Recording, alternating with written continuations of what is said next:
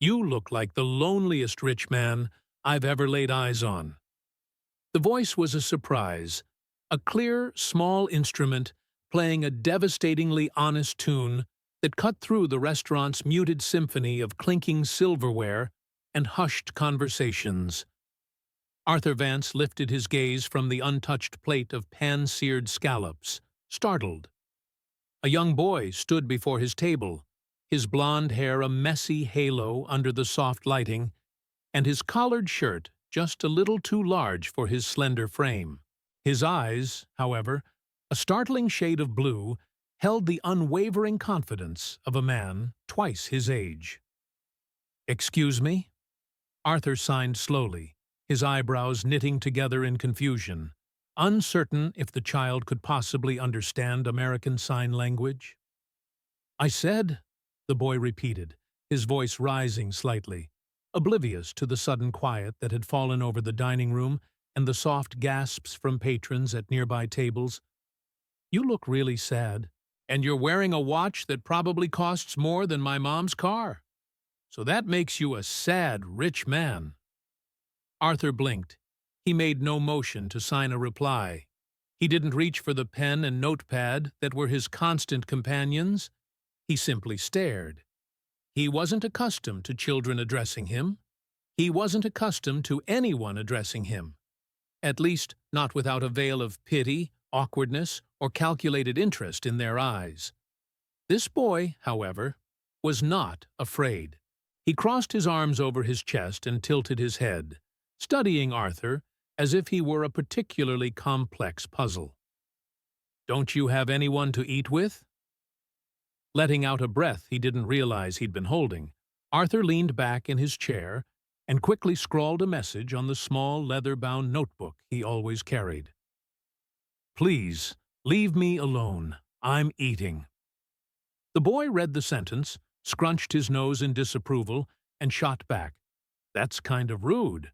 My mom says people who eat by themselves all the time start to smell like silence." Arthur almost choked on his wine. A nearby waiter, a young man with a perpetually nervous expression, scurried over. "Leo," he whispered harshly, "you can't be bothering the customers." "He's not bothering me," Arthur signed, his movements sharp and irritated. But his internal tone wasn't one of anger, merely defensiveness. "Mr. Vance, I am so terribly sorry," the manager said, bustling over now, his face a mask of frantic apology. "He's the son of one of our servers. I'll make sure he goes back to the staff room." Arthur stood up abruptly. His tall frame, draped in a bespoke suit, seemed to suck the air out of the room, silencing the apologies mid-sentence. He looked down at the boy, Leo, then at the manager, before picking up his pen again. "Let him talk. He's the only person who's said anything honest to me all week." The manager hesitated. "Of course, sir. I didn't want your evening to be disturbed." Arthur's signing was firm. "You already did." He didn't. Leo smirked, a flash of victory in his eyes, and slid into the chair across from Arthur as if he'd been invited. Arthur watched, baffled, as the boy reached for a breadstick from the basket. "I'm Leo," he announced through a mouthful of crumbs. "I'm 6.5. I know some sign language, 'cause my grandma couldn't hear very well. She had a lot of ear surgeries." Arthur's gaze flickered toward the kitchen. A woman in her late 30s, with tired eyes and wheat-colored hair tied back in a messy bun, was peeking through the swinging door, her face pale and tight with tension. That must be the mother, Sarah Miller. She looked poised to storm out and drag her son back by the ear. "I like people who don't talk much," Leo continued, now twirling a cloth napkin between his small fingers. "They're better listeners. You look like you have a lot to say, but nobody ever asks you." Arthur signed back slowly. "You talk too much for someone who likes silence." Leo grinned. "That's what my mom says, too." Arthur huffed silently through his nose, a gesture that was the closest he ever came to a laugh. For a fleeting moment, the ambient noise of the Chicago restaurant faded away. All he could perceive was the movement of Leo's hands, the fearless timbre of his young voice, the startling acuity of his observations. It was disarming. It was irritating. And yet, some long-dormant part of him leaned in, curious. "I know who you are," the boy added, as if stating a simple fact. "You're that guy who made the phone app that people can't stop yelling into. But you don't talk anymore." Arthur stiffened. Leo noticed the change immediately. He frowned. "Was it something I said?" He shook his head. Then, slowly, he wrote. "Car crash. Lost my voice box. Doctors tried. Didn't work." "Oh," Leo said softly, his boisterous energy finally giving way to a moment of quiet. He folded his hands on the table. "That's really sad. Is that why you're mean?" Arthur raised an eyebrow. Leo rushed to explain, waving his hands for emphasis. "I mean, not bad mean. Just like grumpy grandpa mean. Like you don't want any friends." Arthur tapped his pen against the notepad. Slowly, deliberately, he wrote. "What makes you think I want a friend?" Leo shrugged. "People who don't want friends don't let little boys eat breadsticks at their table." Arthur stared at him. Then, with a slow, deliberate movement, he pushed the breadbasket closer to the boy's side of the table. From behind the kitchen door, Sarah finally emerged, her expression alarmed. "Leo!" she called out sharply. Leo jumped in his seat. "Uh-oh, I'm in trouble." Arthur stood again, this time with a calm composure, and signed toward Sarah. "He's fine. He wasn't bothering me." Sarah's eyes flicked between her son and the billionaire, a mixture of fear and mortification on her face. "Mr. Vance, I apologize. He doesn't always understand boundaries." Arthur picked up the notepad one more time. "He knows more about kindness than most adults. Let him finish his bread." Sarah opened her mouth to argue, then closed it. Leo looked at her, his wide blue eyes pleading. With a sigh of resignation, Sarah nodded once and disappeared back into the kitchen, muttering something under her breath. Leo leaned across the table, his hands folded like a miniature CEO ready to close a deal. "You know, my mom doesn't trust people like you." "Smart woman," Arthur signed. "But I do," Leo said. "You're sad, not scary. That's different." Arthur felt a peculiar weight shift inside his chest. It was a strange, foreign sensation. Not happiness, not yet. But something warm, something alive. Leo slid out of the booth. "Okay, I gotta go. If you're here next Thursday, maybe I'll bring my sketchbook. I draw faces. You have a really sad one, but I think I can fix it." He didn't wait for permission. He just waved and skipped off toward the kitchen, leaving behind a battlefield of breadcrumbs and the faintest, most unexpected trace of hope. Arthur sat down slowly, his gaze still fixed on the swinging kitchen door. He picked up his pen one last time and wrote something he hadn't thought, let alone written, in years. That boy might be my first real conversation in 7 years. And it wasn't awful. Arthur Vance returned to Aria the following Thursday.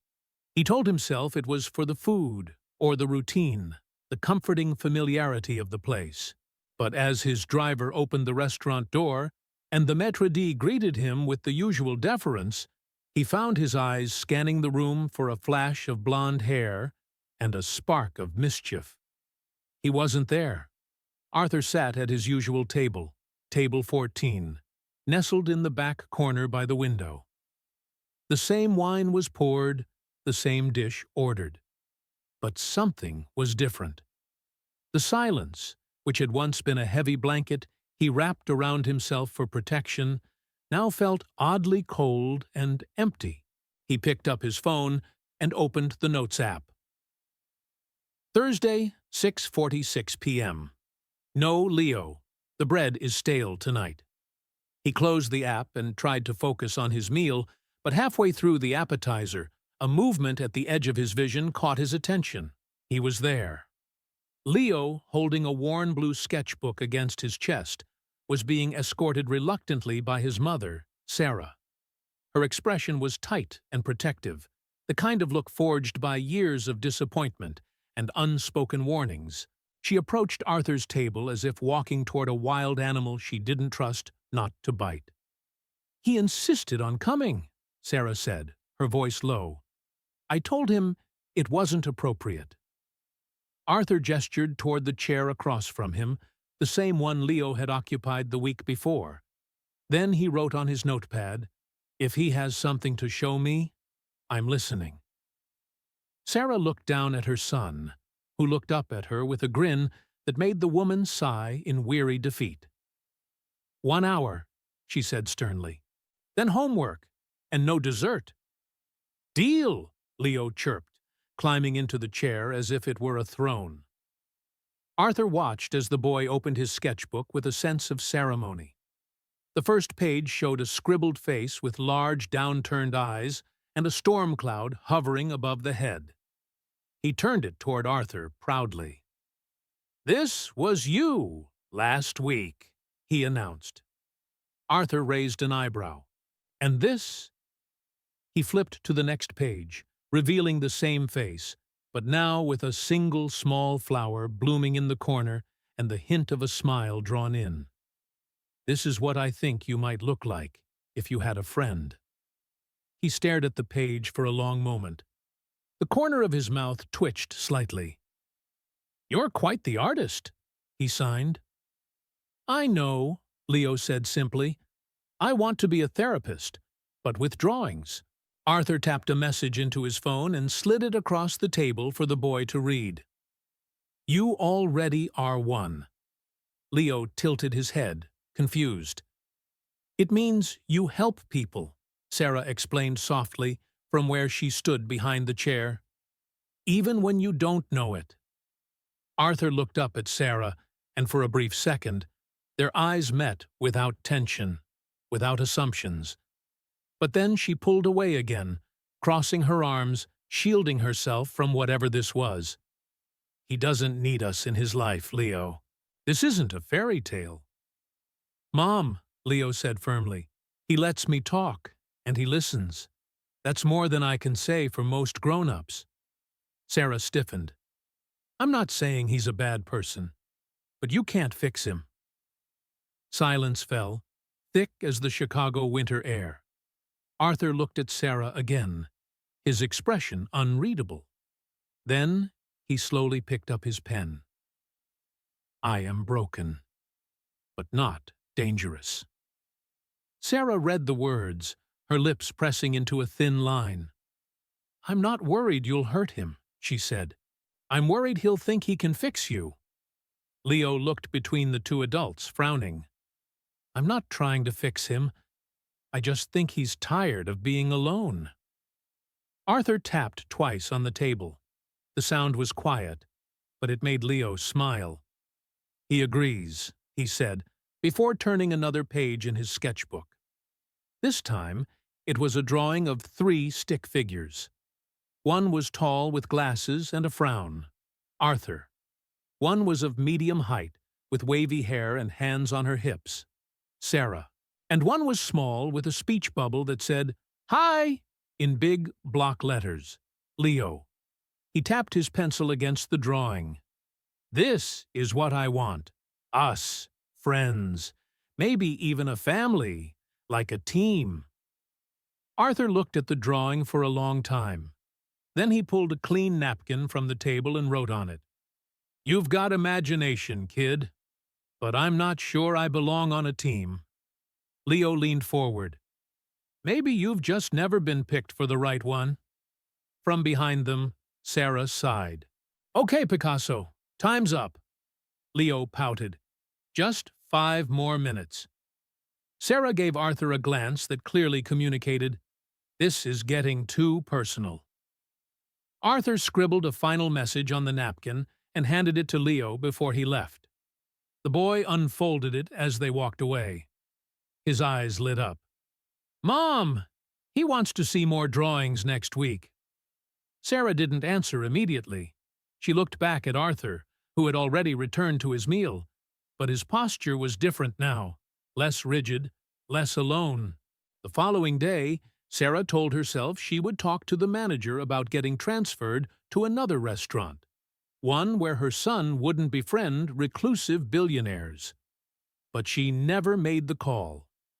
Back in his penthouse overlooking Millennium Park, Arthur pinned Leo's napkin drawing to his stainless steel refrigerator, next to old architectural blueprints and long-forgotten stock reports. It looked out of place, a crayon dream between columns of cash flow, but he left it there. He stood in front of it, a glass of wine in hand, and whispered a soundless sentence to the empty room. Maybe he's right. Maybe I am tired of being alone. Arthur arrived at Aria 15 minutes earlier than usual the following Thursday. He sat at table 14, his back straight, his suit impeccable, but his eyes kept flicking toward the entrance like someone waiting for a train that might not come. The waiter brought his usual glass of Merlot and offered a hesitant smile. Arthur nodded politely, wrote "Thank you" on the corner of his napkin, and took a sip. Every minute stretched longer than the last. At exactly 6:45, Leo appeared at the door, holding his sketchbook like a prized trophy. He had on a red hoodie this time, its sleeves too long, and a wide grin that brightened the room more than the crystal chandeliers overhead. Sarah followed close behind, wearing her work apron and an expression that said she was still deeply unsure about all of this. As they approached the table, Arthur stood. "You're early," Leo said, as if surprised that a man like Arthur could experience emotions like anticipation. Arthur smiled, tapped his wrist twice to signal time, then signed, "Wanted to make sure I didn't miss your artwork." The boy slid into the chair across from him and immediately opened his sketchbook. The first page had a drawing of Arthur at the restaurant, except now he had a little bubble above his head, filled with musical notes. "What's this?" he signed, curious. "That's you with music," Leo said. "Mom told me you used to play piano before the accident." Arthur's fingers paused mid-air. Then he slowly signed, "Yes, a long time ago, before I stopped hearing my own voice." "Do you miss it?" the boy asked, not with pity, but with genuine interest. He nodded. Leo reached into his backpack and pulled out a small plastic keyboard, the kind children used in beginner music classes. Sarah, who had been watching from a few feet away, stepped forward immediately. "Leo?" "It's okay," Leo said quickly. "It's just so he can try again, even just a note." Arthur looked at the keyboard, then at Sarah. Her jaw was tight, clearly uncomfortable, but she didn't say no. He reached out, his finger pressing one key. A sharp C echoed in the quiet corner, then another, a low F. The sounds were tiny, toy-like, but his face softened. His fingers, once accustomed to the weight of Steinway grand keys, now danced over cheap plastic with a quiet reverence. "Thank you," he signed, his eyes meeting Leo's. "This means more than you know." Leo beamed. "Music doesn't need words, just feeling. You still have that." For a while they sat together, Arthur tapping out simple chords while Leo flipped through his drawings. Sarah remained nearby, watching with crossed arms, always close enough to intervene, but not interrupting. Until Mr. Henderson, the floor manager, approached with a clipboard in hand and a disapproving frown. "Miss Miller," he said in a low tone, "I need a word." Sarah followed him toward the bar, whispering sharply. Leo leaned in toward Arthur. "They think I'm distracting you." Arthur frowned, glancing toward the bar. He picked up his notepad and scribbled something, then stood up and walked straight to Mr. Henderson. Without a word, he handed him the note. The manager read it, cleared his throat awkwardly, and muttered, "Of course, Mr. Vance. My apologies." As they returned to the table, Sarah looked confused. Arthur handed her the note he'd written. "Your son is not a distraction. He's the reason I come here." Sarah's defenses crumbled for just a moment. She looked at Arthur and said quietly, "You don't owe us anything." Arthur replied in writing, "I know. But maybe I need something. Maybe I need to matter again." Sarah blinked, taken aback. Then she nodded once and returned to the kitchen. After dinner, Leo reached into his backpack again. "I made you a present," he said, pulling out a folded piece of paper covered in crayon swirls. "It's a listening map, in case you forget how." He opened it. The paper showed a path of colored footprints leading from a stick-figure version of Arthur to a small home labeled Ours. Along the path were signs that read, "Smile, ask, listen, try again." And finally, "Be loud if you need to, but be soft when it matters." Arthur held the paper as if it were parchment from a sacred text. "Can I keep this?" he signed. "Of course, but I made a copy too, for me, so we're both learning." As he packed up to leave, Leo said, "You know, Mom said you probably wouldn't show up again. She said people like you don't come back once they've been noticed." Arthur shook his head. He signed slowly. "Maybe I didn't want to be seen before, but now I do." Leo nodded. "Good, 'cause you're getting better at being a person." He hugged him then, a sudden, bold embrace. Arthur, stunned at first, slowly lifted his hand to rest gently on the boy's small shoulder. It was the first human contact he had allowed himself in years. When Sarah came to retrieve her son, she looked more relaxed than usual. "He didn't bother you too much?" Arthur shook his head and signed, "He reminded me what it's like to be." Sarah smiled, a tired but sincere expression. "He does that to people." Arthur watched them leave, then returned to his silent penthouse that night, the toy keyboard in one hand, the crayon map in the other. For the first time in years, he sat at his grand piano, which had remained untouched since the accident. He placed the little keyboard on top of it, his fingers resting lightly on both sets of keys, and for just a moment he played, not for the world, not for the press, not for his legacy, but for the boy who had taught him that fingers could still sing. And somewhere in that quiet apartment, filled with the ghosts of who he used to be, music began to rise.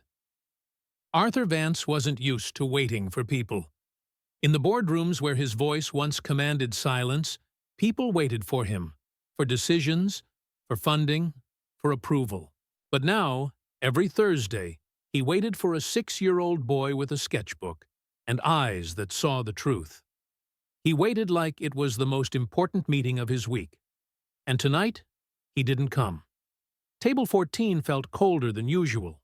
The napkins were still folded into perfect swans. The wine was just as rich, the food just as beautifully plated. But none of it mattered. The little chair across from him remained empty, and Arthur found himself glancing at his phone every few minutes, hoping for an email, a text, a sign. Nothing. He wrote a note on his phone. Thursday, 7:19 p.m.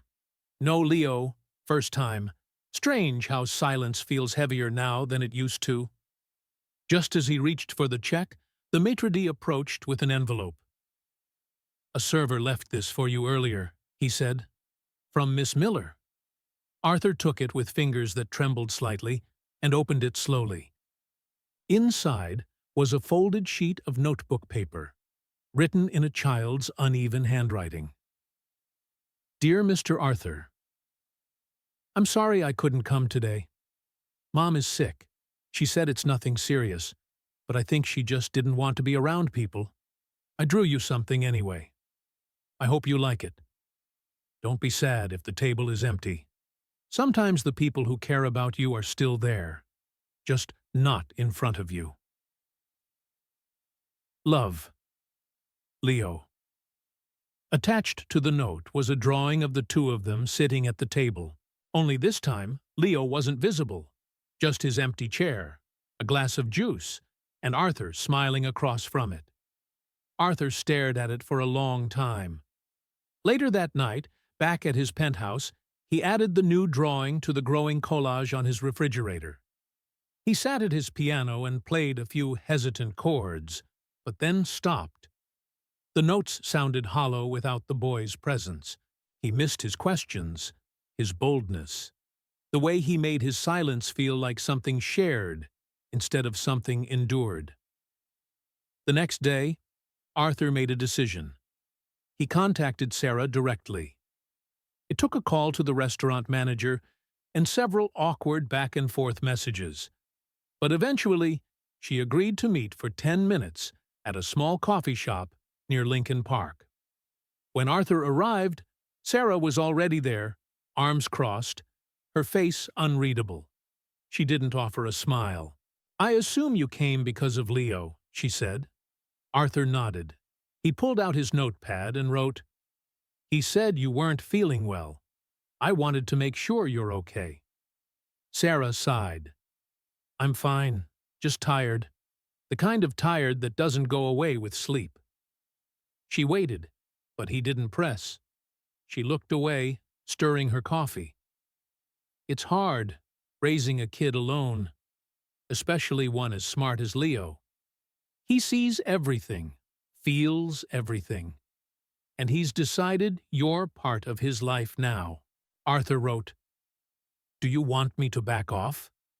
I will if this is too much." Sarah didn't answer right away. "My biggest fear," she finally said, her voice low, "is that you'll leave. Not today, but someday. And he'll think it's his fault, that he wasn't enough to keep someone like you around." Arthur blinked. That thought hadn't occurred to him. He scribbled quickly. "I've walked away from a lot of things, but I've never been invited to stay before. Not like this." Sarah stared at the page. Her voice softened. "He told me you smiled at his chair. Said that's how he knew you weren't mad he missed dinner." Arthur smiled now, too. "He makes everything bigger than it is. And maybe that's what makes him special," Sarah added, a trace of amusement creeping into her tone. "He doesn't just see people. He believes in them." Arthur looked down, then wrote, "He believed in me before I remembered how to believe in myself." Sarah exhaled slowly. "That's a lot for a 6-year-old to carry." Arthur hesitated, then pulled out a second folded note. This one was addressed to Leo. He handed it to Sarah. "If he still wants to draw next Thursday, I'll be there, with crayons and juice." Sarah took the note slowly. "All right," she said, "but if you hurt him, even by accident, I won't just walk away. I'll burn the bridge and make sure it stays ashes." Arthur nodded, and for the first time he saw not just a protective mother, but a warrior. Quiet, tired, but unbreakable. On the next Thursday, Leo returned to Aria as if nothing had changed. He waved at the waitstaff, hugged the maitre d', and marched straight to Arthur's table. "I heard you talk to my mom," he said, sliding into his seat. Arthur nodded, handing him a small gift bag. Inside was a fresh set of colored pencils, a new sketchbook, and a juice box. Leo gasped. "You remembered." He opened the sketchbook and began drawing instantly. Arthur watched him in silence, then, slowly, signed. "You were right. The table isn't empty when someone still cares." Leo smiled, coloring in a sun. "I told you," he said. "Some things you can't hear with your ears." Arthur leaned back, the the sound of the boy's pencils scratching against paper, becoming a kind of music in its own right. Across the room, Sarah stood quietly, watching from a distance. She wasn't smiling. Not yet. But for the first time, her shoulders dropped just slightly. Arthur turned to Leo and signed, "Maybe next week you can teach me how to draw." Leo laughed. "It's easy. You just have to stop trying to be perfect." Arthur nodded, as if that were the hardest lesson of all. And for the first time in a long, long while, the table didn't feel like a place to eat in silence, but a place where something new was being built, sketch by sketch, chord by chord, word by word. Arthur Vance stood in front of the mirror, adjusting his tie for the third time. It was Saturday morning, and for the first time in over a decade, he had agreed to attend something that wasn't a board meeting, a fundraiser, or a charity gala. This was something much simpler, Leo's school's family art day. He hadn't planned on going. In fact, Sarah hadn't even invited him, not directly. But Leo had mentioned it 3 times during their last Thursday dinner, casually, in the way a child does when they're testing if someone will catch the hint. "It's okay if you're too busy," he'd said, his eyes hopeful beneath a brave smile. "Most people don't show up if they're not technically family. I just draw them in anyway." Arthur hadn't said yes, but he hadn't said no either. And that had been enough. Now he stood in the hallway of Lincoln Elementary, holding a sketch pad, feeling completely out of place among the cacophony of children laughing, parents chatting, and the distinct smell of glue sticks and tempera paint. Sarah spotted him first. She stood near the back of the auditorium, arms crossed, talking to another mother. She did a double take when she saw him, blinking as if unsure he was real. "You came," she said, walking over. Arthur nodded, offering a small wave, then signed. "Leo invited me. I didn't want him to have to draw me in this time." Sarah stared at him for a long beat. Then she shook her head with a soft, disbelieving smile. "He's going to flip." Arthur scanned the room. Colorful banners hung from the ceiling, reading "Family is who shows up" in crooked, hand-painted letters. Kids sat at round tables with their parents, gluing macaroni to paper plates, coloring portraits, and giggling over glitter disasters. Then he saw him. Leo was seated at a table near the front, crayons scattered across the surface, hunched over a large piece of poster board. His hair was combed neatly for once, and he wore a paint-stained apron that nearly dragged on the floor. He didn't see Arthur approach. Arthur tapped the table gently. Leo looked up and froze. His eyes widened, his mouth opened in a perfect "oh," then curled into the biggest, most genuine smile Arthur had ever seen. "You came. You really came." He nodded, tapping his chest, then pointed to the empty chair beside the boy. Leo gestured dramatically. "Yes, yes, sit. I saved that chair for you just in case." Sarah stood a few steps behind them, arms crossed again, but this time she wasn't watching like a guard.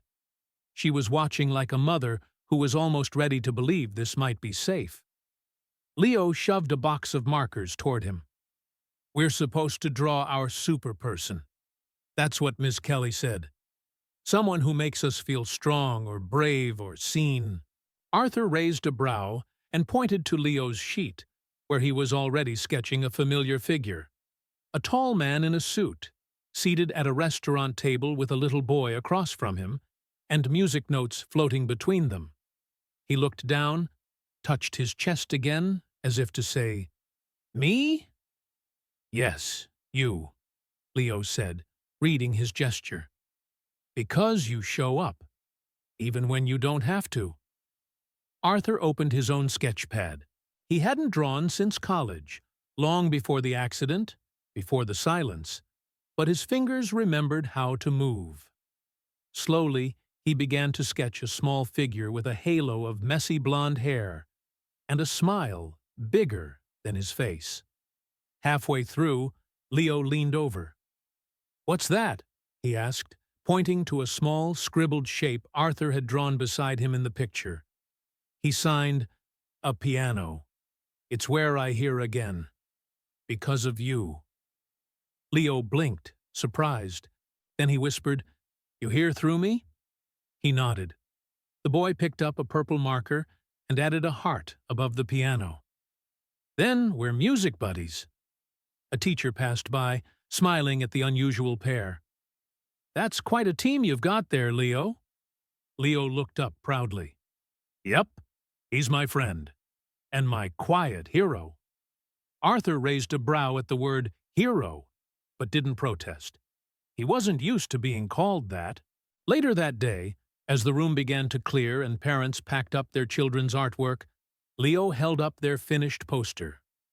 Two figures seated at a piano, with colorful waves of sound and light radiating from the keys. Above it, he had written in block letters, "You don't need a voice to make someone feel heard."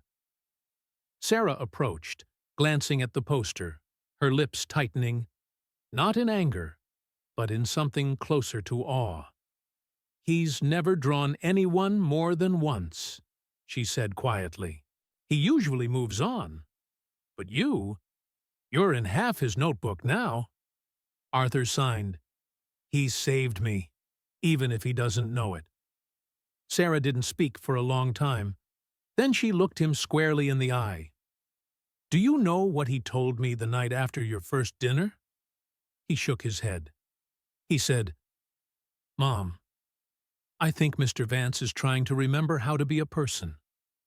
Arthur exhaled softly, as if the air itself carried the weight of that sentence. "He's right," Sarah said. "You are.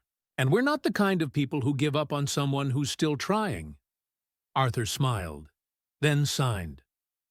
"Then I hope he keeps drawing, and I'll keep showing up."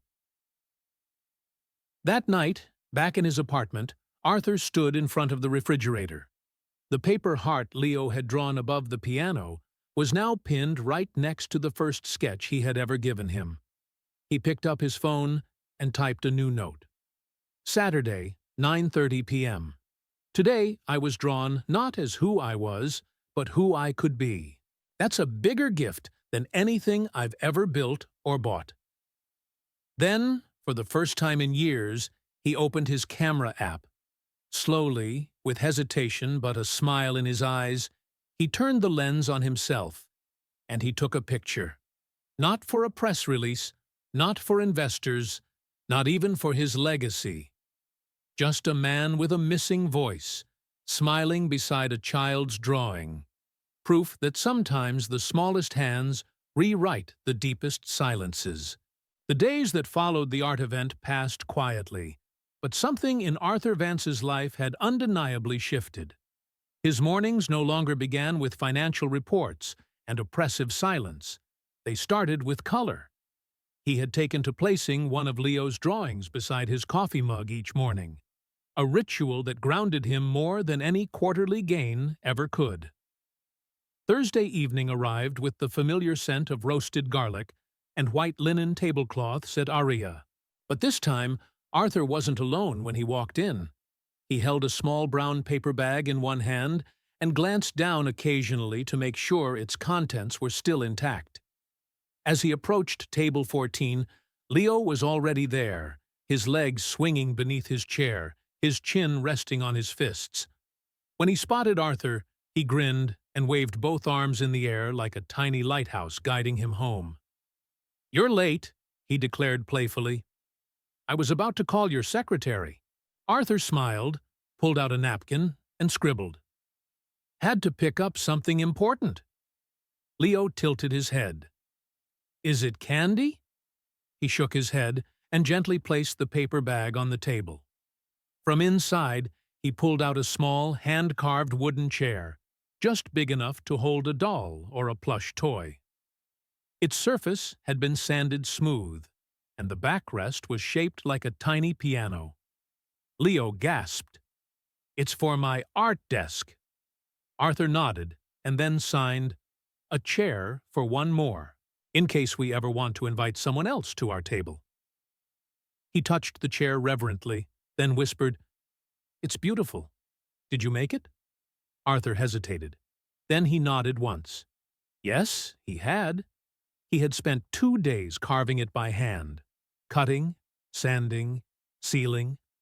Not because he needed to, but because it felt like the kind of gesture that words could never express.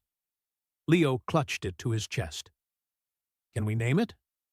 Arthur raised an eyebrow. The boy nodded earnestly. "All good chairs deserve a name. Maybe something like Melody." He grinned and signed, "Melody it is." The two of them ordered their usual, grilled chicken for him, salmon for Arthur, and as they ate, they fell into the strange, comfortable rhythm they had created. Arthur would sign or write. Leo would chatter, draw, or mimic signs he was learning. Sometimes Sarah would join them briefly during her shift, bringing over extra napkins or refilling water, her expressions softening more with each visit. But tonight, something felt slightly off. Arthur noticed it first in Sarah's eyes. She was quieter than usual, even more guarded. Her smiles didn't reach her eyes. Her gaze drifted often toward the restaurant entrance, as if waiting for something. Or someone. Leo noticed, too. "Mom's worried," he whispered between bites of chicken. Arthur frowned and signed, "Why?" Leo leaned closer. "I think someone from her past is coming around again. Someone not good." Arthur felt his stomach tighten.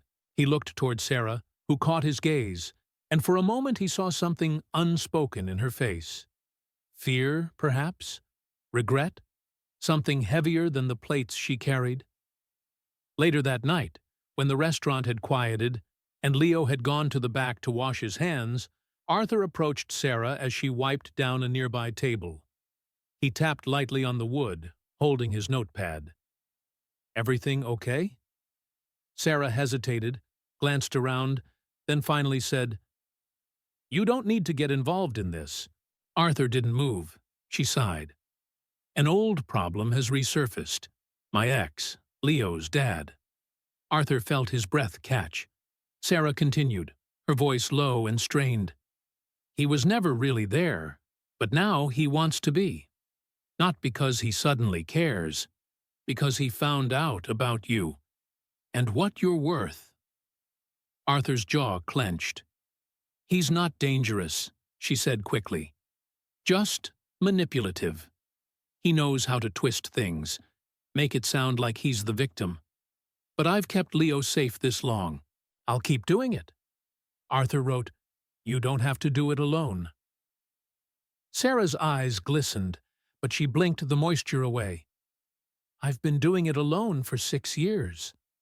She paused, then added, "But now there's a chair for one more. You said so yourself." She gave him a long, unreadable look. Then she reached out and gently touched his wrist.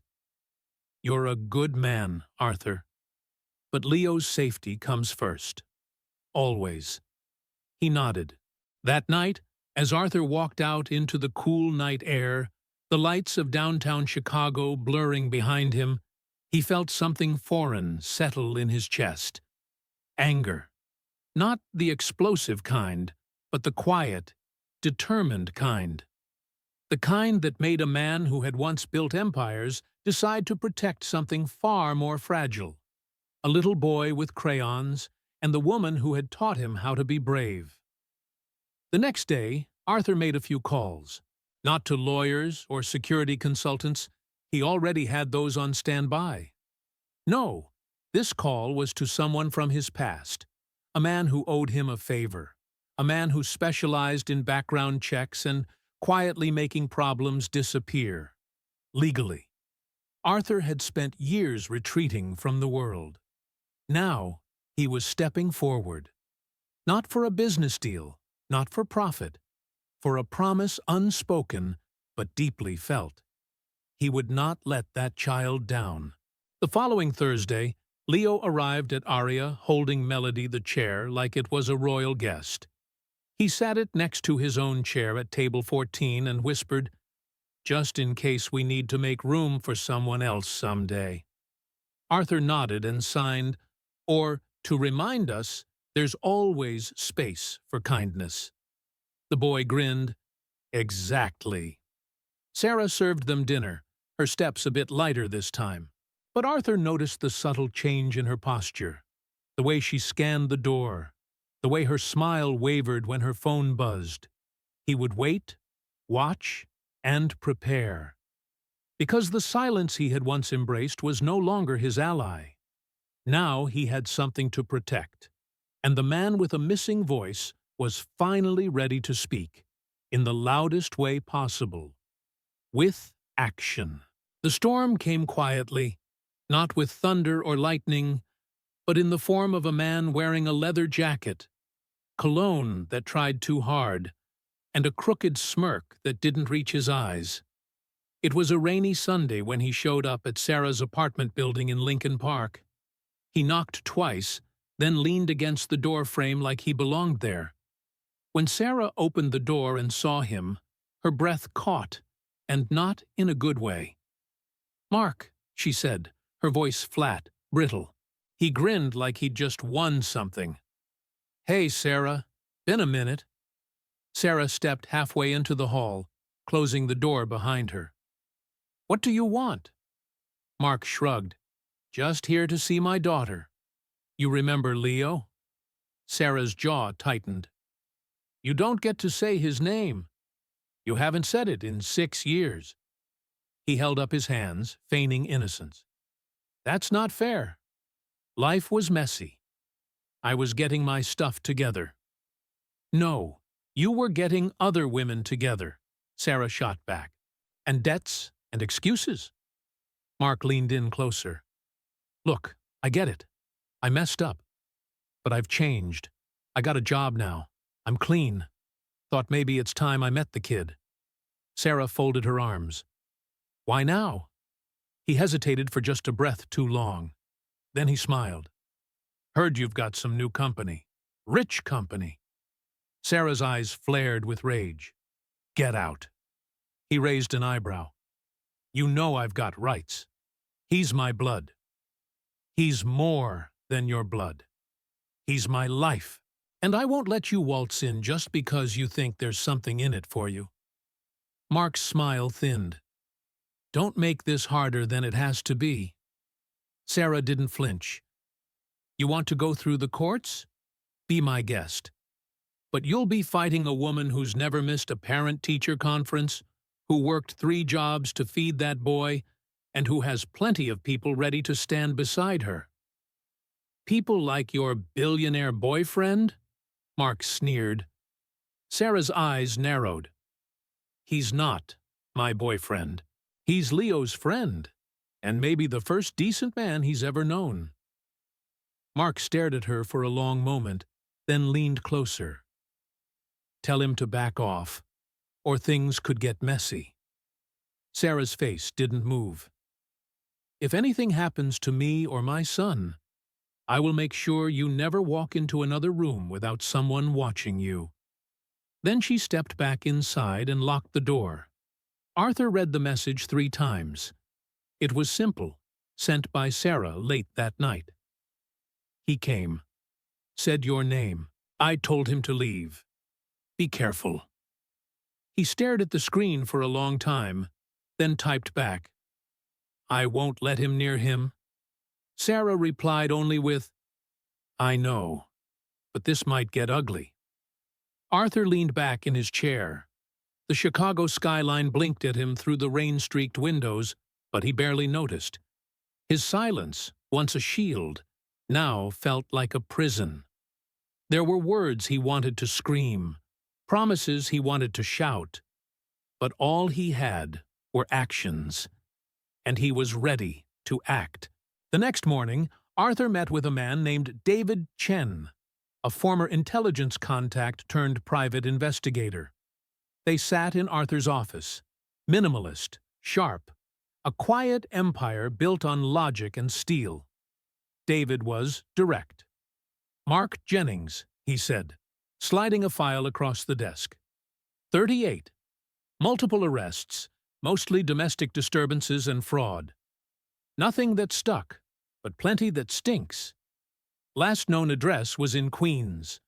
No stable employment until 2 weeks ago. Just got hired at a security firm. Low level. Arthur flipped through the photos and records, every page a reminder of the kind of man he was dealing with. David continued. "He's already talked to 2 gossip bloggers. Tried selling a story about you and Sarah. No one bit yet, but if he gets the right angle, it could go public." Arthur tapped his pen against the desk, then signed slowly. "Can we stop him?" David raised an eyebrow. "Legally. Only if he crosses a line. But we can make sure he's watched. Keep him too busy to cause real trouble." Arthur nodded, then scribbled something on a notepad and slid it across. David read it and grinned. "You want me to buy out his job?" Arthur nodded again. "Subtle." David chuckled. "All right, I'll handle it." Meanwhile, Leo remained blissfully unaware. At their Thursday dinner, he brought a new sketchbook, this one with a lock on the side and glitter stickers spelling out Team Melody, a name he'd created for himself and Arthur because, as he said, "We're not sad, we're just deep." He noticed that Arthur was quieter than usual, his eyes scanning the restaurant more than normal. When he asked why, Arthur signed, "Just watching over the people I care about." Leo wrinkled his nose. "That's what my mom does. She says she's always on guard." Arthur smiled faintly. "Maybe you both learned from each other." At one point during dessert, Leo asked, "Do you believe people can really change? Like for real?" Arthur paused. The boy added, "Mom says some people are like shadows. They only show up when it's dark." He nodded, then signed. "Some shadows pretend to change shape, but they're still shadows." Leo thought for a moment. "Good thing we have light." Arthur reached across the table and gently tapped the boy's crayon-covered fingers. "You are the light." As the evening ended, Arthur watched Sarah carefully. She hadn't said much during the meal, but her eyes met his just once, and in that glance, she told him everything. She was scared, and she was grateful. Later that night, Arthur stood in his penthouse, staring out at the city. Mark had made a mistake, not just by showing up, but by thinking that this was still the Arthur Vance of old, the man who disappeared behind money and walls, the man who ran when things got complicated. That man was gone. This man, the one who played toy keyboards and carved doll chairs, had something to protect, something pure. And for that, he would fight, quietly, relentlessly, the way only a man with no voice could. Arthur stood across the street from Lincoln Elementary, the early morning sun casting long shadows along the brick sidewalk. He kept his distance, his hands tucked in his coat pockets, his eyes fixed on the school's front entrance. Parents bustled around him, coffee cups in hand, backpacks slung over shoulders, hurried kisses exchanged before doors closed. Then he saw him. Leo, in his purple hoodie and mismatched socks, walked hand in hand with Sarah.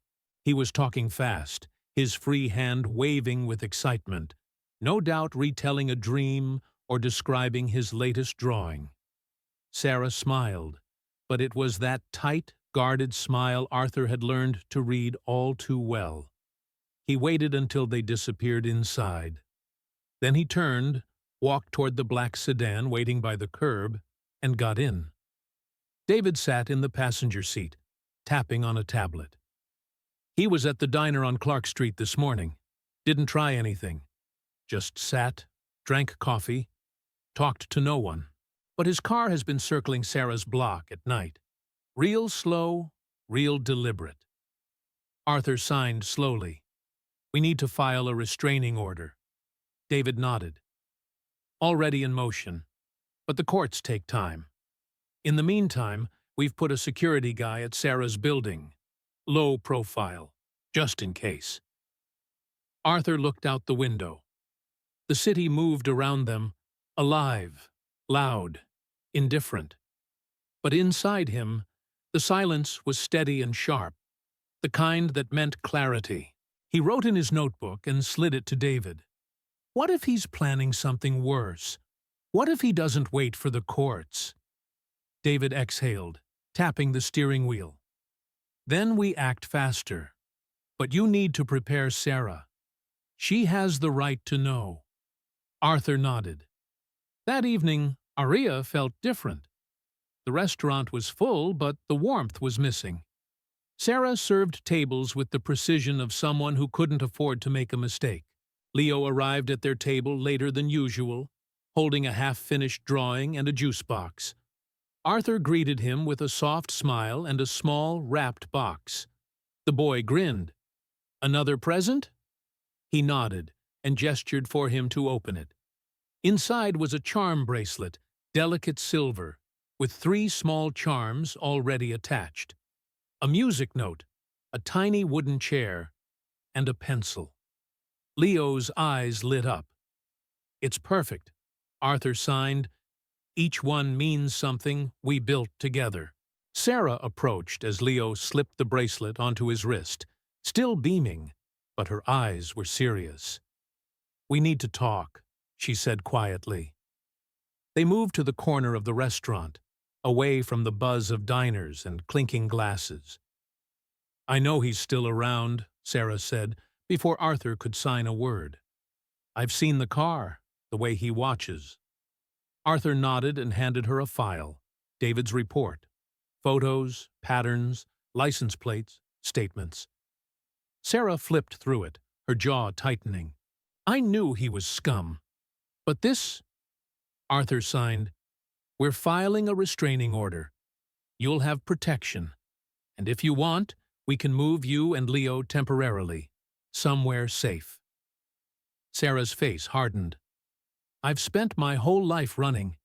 I'm not teaching Leo to hide from men like him. We don't leave. He does.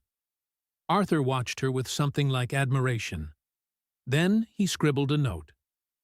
Then let's make it clear he's not welcome. Together. The next evening, Mark tried again. He parked across the street from Sarah's building and waited. This time, he didn't even make it out of the car. David was there, along with a uniformed officer. They didn't threaten, didn't raise their voices. They simply served him the papers, made it clear he was now on record. This is harassment, Mark snapped. She's using her rich boyfriend to bully me. No, David replied calmly. She's protecting her son. And he's not just rich. He's not scared of you.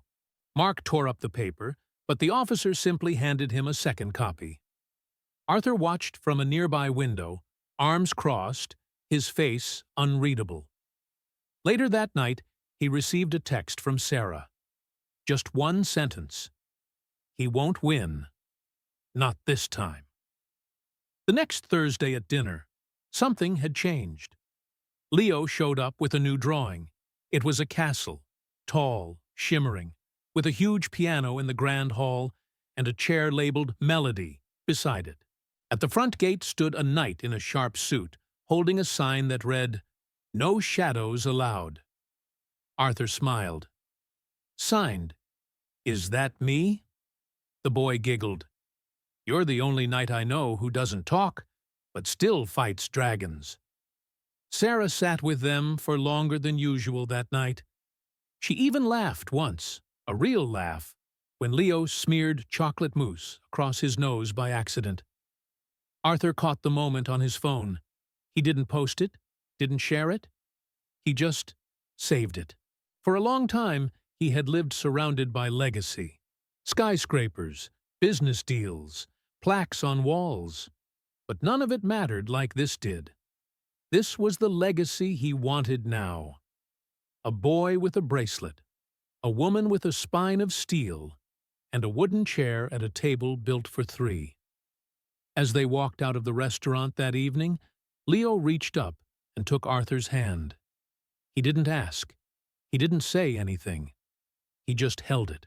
And, for Arthur Vance, that small gesture made more noise than any standing ovation ever could. Arthur Vance hadn't stepped foot inside a public school hallway in over 30 years, not since his own teenage years when he used to skip gym class and hide in the library, sketching circuit boards and dreaming about building things that no one else could.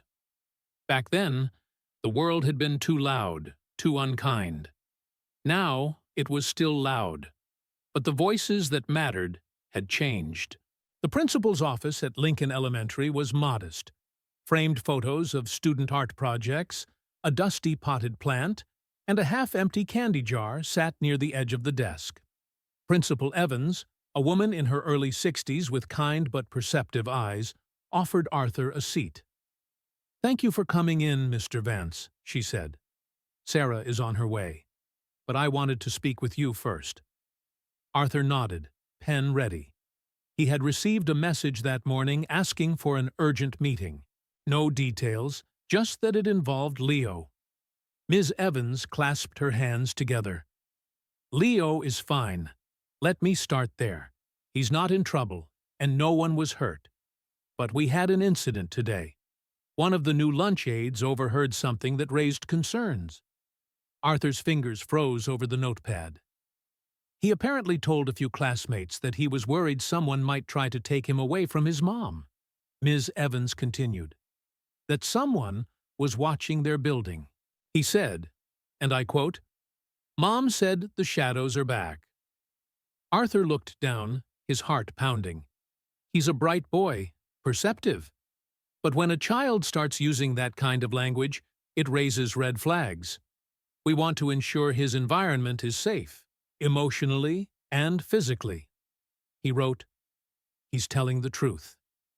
Then, after a moment, his biological father resurfaced.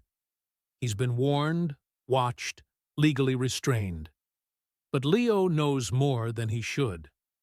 Ms. Evans frowned. It's not unusual for children in tense situations to absorb more than they're meant to.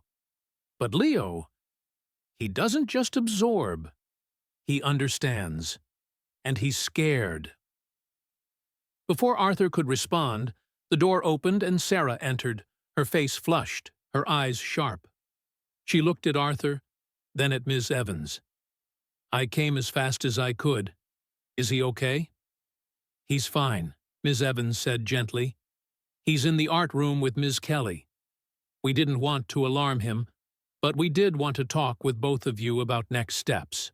Sarah sat beside Arthur, her body stiff. "What kind of next steps?" Ms. Evans hesitated. "We're not talking about Child Protective Services or any official investigation. This isn't that. But we do want to provide support. Perhaps a counselor, someone trained in trauma and anxiety in children." Arthur tapped his notepad. "Leo needs stability, familiar faces, not a stranger asking questions." Sarah looked at him, then at Ms. Evans. "What if we found someone? A therapist who works with families like ours. Someone Leo can ease into slowly." Ms. Evans nodded. "I'd be open to that. The goal is to support him, not overwhelm him." Arthur added, "And we've increased security." Quietly, around the school and the apartment. He needs to feel safe, not just be safe. Sarah exhaled. "He's been carrying more than I thought. I told myself he didn't notice, but he always notices." Later that day, Arthur and Sarah stood outside the school, waiting for Leo to finish his after-school art club. "I didn't expect this," Sarah murmured. "I thought I was doing everything right, keeping his world small, clean." "He's not a baby anymore," Arthur signed slowly. "He's brave, like his mother. But brave kids still need soft places to land." Sarah glanced at him, then looked away, blinking fast. "You're more than a soft place, Arthur. You're an anchor. He looks at you like you hung the stars." He didn't know how to respond to that, so he didn't. A moment later, Leo burst out the front doors, backpack bouncing, art tube under one arm. He sprinted toward them and stopped just short of colliding. "I drew a giant bird today," he said proudly, holding up the sketch. "It's called a Justice Falcon. It sees everything from the sky and swoops down when people lie." Arthur chuckled, then signed, "Can it talk?" "Nope," Leo said, slipping his hand into Arthur's. "It just knows, like you." Sarah reached out and smoothed Leo's hair. "You ready to go home?" Leo hesitated. "Can we stop for ice cream? Justice birds need sprinkles." They walked together down the block, Leo talking a mile a minute, Arthur nodding, Sarah silent but present. The city roared around them, but for a brief moment, it couldn't touch them. That night, Arthur returned to his penthouse and opened a locked drawer in his study. Inside were relics of another life: patents, deal memos, awards, old family photographs long folded at the corners. But he reached past them and pulled out something new: Leo's Justice Falcon sketch. He pinned it to the corkboard on his wall. Beside it, he added a sticky note. "Some birds don't sing. They watch. And when the time comes, they act." Arthur Vance wasn't done watching. But soon, very soon, it would be time to act again. It was just past 9 p.m. when Sarah's phone rang. She was in the kitchen, packing Leo's lunch for the next day: peanut butter and jelly, apple slices, and a little folded napkin with a hand-drawn heart. The ringtone wasn't familiar. Unknown number. She almost ignored it. Almost. But something in her gut said, "Answer." "Hello?" A pause. Then a man's voice, low and mocking. "Did you think a piece of paper would stop me?" Her blood turned to ice. "Mark? You think you can hide behind that mute billionaire forever? He can't protect you when the lights go out?" Sarah didn't respond. She quietly reached over, hit the record button on her phone, and slid it onto the counter. "I know your patterns, Sarah," Mark continued. "Where you shop, where you drop Leo off. That fancy little restaurant with your new lapdog. Table 14, right? Cute." Sarah's voice was steady, but her heart was pounding. "If you come near my son—" "You'll do what?" he laughed. "Call the cops again? That worked so well last."